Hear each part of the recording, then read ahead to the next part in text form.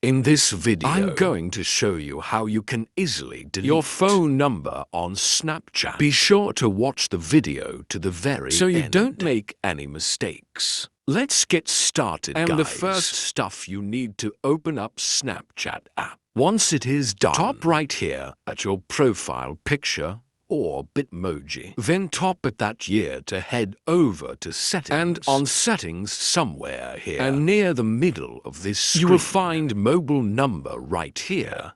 It shows me my current phone number. And now in order to delete that number, first off we need to enter it here.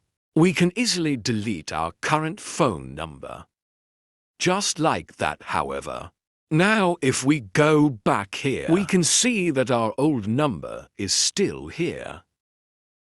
That's because the only way to delete your old phone number is to enter here your new phone number. So actually you need to enter another number here. I'm just gonna autofill it just like that. And then we need to hit right here at verify. After that, it will send you verification code at your number.